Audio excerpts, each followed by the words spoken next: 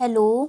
स्वागत है आप सभी का GKRWA स्टडी पर। मेरा नाम निधि।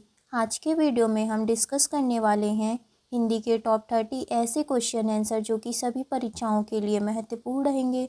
तो आप लोग वीडियो को शुरू से अंत तक ज़रूर देखिएगा और 30 में से कितने क्वेश्चन का आंसर आप सही कर पा रहे हैं अपना स्कोर हमें कमेंट बॉक्स में ज़रूर बताइएगा।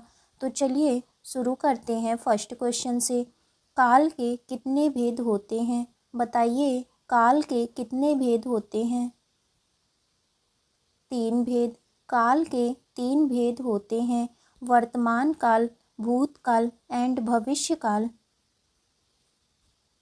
वर्तमान काल के कितने भेद होते हैं? बताइए, वर्तमान काल के कितने भेद होते हैं?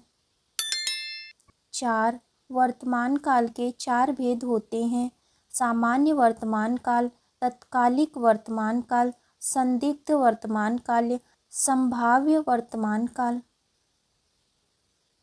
वाच्य के कितने भेद होते हैं? बताइए, वाच्य के कितने भेद होते हैं? 3 भेद होते हैं। वाच्य के 3 भेद होते हैं, कृतवाच्य, कर्मवाच्य और भाववाच्य। संज्ञा या सर्वनाम का वाक्य के अन्य पदों से जो संबंध होता है उसे क्या कहते हैं? बताइए, संज्ञा या सर्वनाम का वाक्य के अन्य पदों से जो संबंध होता है उसे हम क्या कहते हैं?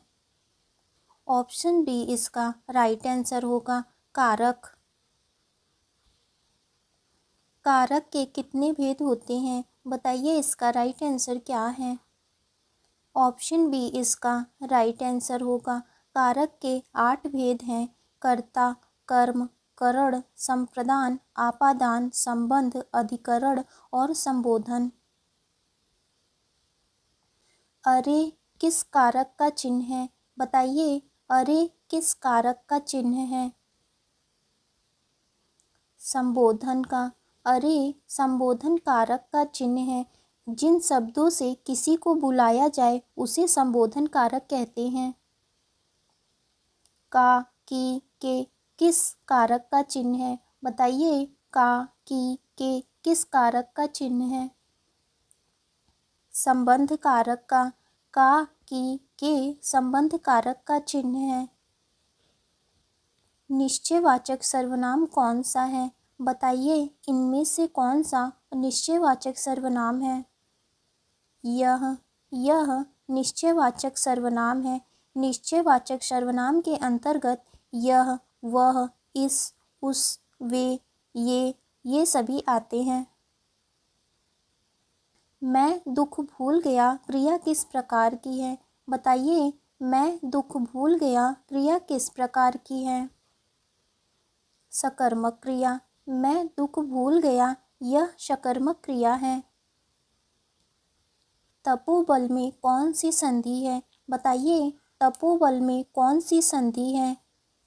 ऑप्शन सी इसका राइट आंसर होगा, तपोबल में विसर्ग संधि है और इसका संधि विच्छेद होगा तपः धन बल। निर्जन में प्रयुक्त संधि का क्या नाम है? बताइए, निर्जन में कौन सी संधि है? विसर्ग संधि है। निर्जन में विसर्ग संधि है और इसका संधि विच्छेद होगा नि धन जन। विश्वामित्र का सही संधि विच्छेद क्या है? बताइए, इसका राइट आंसर क्या होगा? विश्व धन अमित्र विश्वामित्र का संधि विच्छेद है और इसमें दीर्घ स्वर संधि है।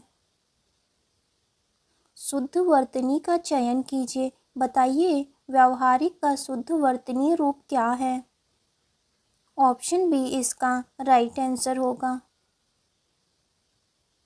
वह इन सब तथ्यों से अनभिज्ञ है। तो बताइए, अनभिज्ञ का शुद्ध वर्तनी रूप क्या है?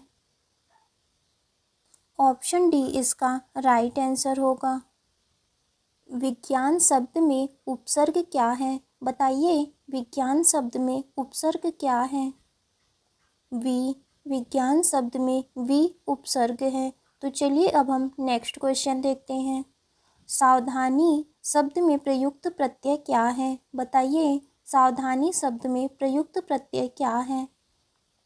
ई। सावधानी शब्द में प्रयुक्त प्रत्यय ई है। संकर शब्द का क्या अर्थ है? बताइए, संकर शब्द का क्या अर्थ है? ऑप्शन डी इसका राइट आंसर होगा।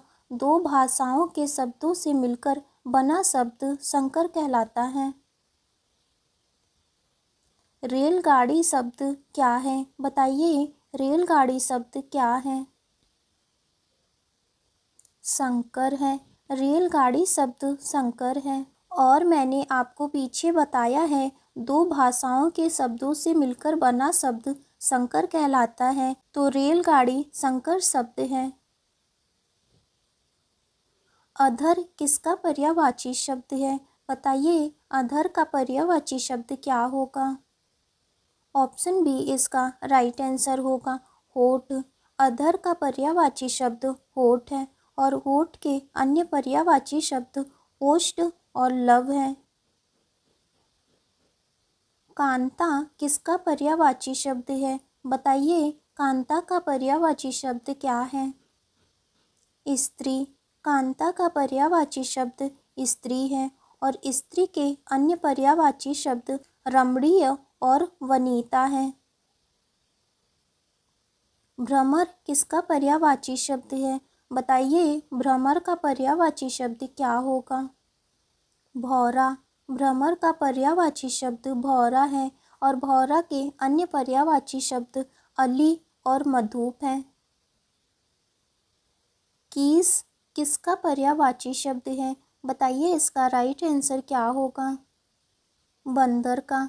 कीश बंदर का पर्यायवाची शब्द है और बंदर के अन्य पर्यायवाची शब्द कपि, कीश और मरकट है। सूक्ष्म का विलोम शब्द क्या है? बताइए, सूक्ष्म किसका विलोम शब्द है?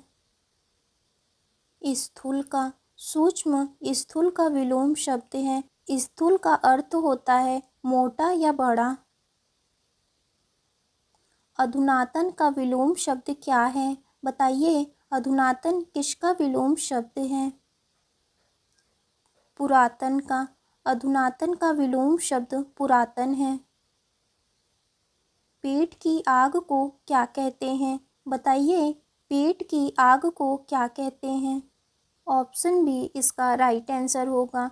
जठराग्नि, या तो आप इसे जठर की अग्नि भी कह सकते हैं। गोद में सोने वाली स्त्री को क्या कहते हैं? बताइए, इसका राइट आंसर क्या होगा?